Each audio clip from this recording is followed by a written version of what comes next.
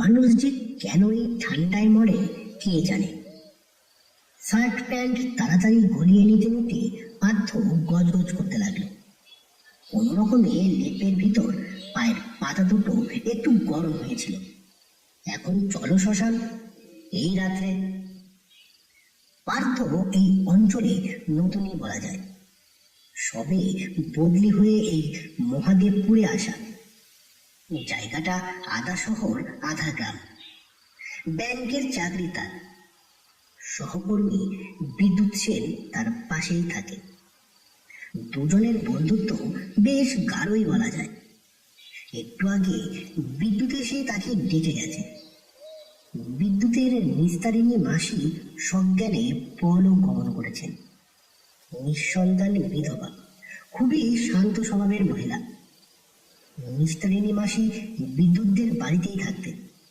বিদ্যুতের মা খুব কম বয়সে মারা যান।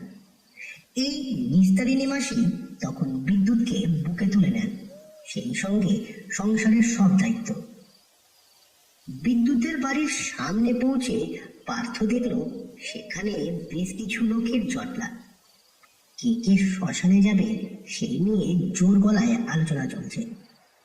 তাকে দেখে একজন বলে উঠল, আরে এই তো পার্থবাবু এসে গেছেন, তাহলে 6 জন হলো, বেরিয়ে পড়া যাক। ওই নিবারণ, কোথায় গেলে? মাত্র 6 জন নিস্তারিণী মাসির মৃতদেহ নিয়ে যাত্রা করলো কুলতলির শ্মশান অভিমুখে। বিদ্যুতের বাবা, কাকিমা আর 2-1 জন গ্রিলের বারান্দায় দাঁড়িয়ে রইলেন। বলো হরি, হরি বল, বলো হরি, হরি বল। ধ্বনি দিয়ে যাত্রা শুরু হলো। কুলতলির শ্মশানটা বেশ দূর।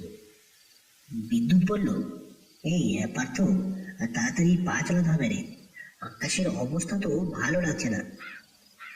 নিস্তারিণী মাসি খুবই হালকা বলে খাটটা তেমন ভারী নয়, তাই সবাই খুব জোরে পা চালালো। যেতে যেতে পার্থ নিস্তারিণী মাসির কথা ভাবছিল। খুব ভালো রান্না করতেন ভদ্রমহিলা। এই তো কদিন আগে ক্ষীরের মালপোয়া বানিয়ে পার্থকে ডেকে খাওয়ালেন। প্রায়ই বিদ্যুতের হাত দিয়ে এটা সেটা রান্না করে পাঠাতেন। কখনো মোচা চপ, কখনো কড়াইশুঁটির কচুরি। মানুষের জীবন কত অনিত্য, তবুও মানুষে মানুষে কত হানাহানি। এইসব দার্শনিক চিন্তা করতে করতে খানিকটা পথ চলে এসেছে। হঠাৎ যেন মনে হলো উপর থেকে কি একটা খাটের উপর লাফিয়ে পড়ল। খাটটা খুব জোরে কেঁপে উঠল। সবাই চমকে খাটটাকে নিচে নামিয়ে দিল। বিদ্যুৎ টর্চ জেলে ভালো করে খাটটাকে দেখল। কোথাও কিচ্ছু নেই। এদিক ওদিকটা ভালো করে দেখা হলো। নির্জন রাস্তা, ডিসেম্বরের রাত। এমনিতেই এইসব রাস্তায় লোক চলাচল খুবই কম। সবাই একটু ভয় পেয়ে গেছে, যদিও মুখে কিছু বলছে না। শিবু বলে একটি ছেলে বলল, এই সময় নষ্ট করো না, ওসব মনের ভুল। 4 জনের একসাথে মনের ভুল হয় কিভাবে? এবার কাঁধ পাল্টানো হলো। শিবু এলো বিদ্যুতের জায়গায়। বিদ্যুৎ খই ছড়াতে লাগলো। বেশ খানিকটা যাবার পর শিবু চিৎকার করে উঠল, ও বিদ্যুৎ দা, দেখো না আমার কাঁধে কার পা লাগছে। দেখো তো মরার মানে মাসির বাঁধনটা আলগা হয়ে গেছে নাকি। আবার খাট নিচে রেখে টর্চ জ্বালিয়ে দেখা হলো। সব ঠিক আছে।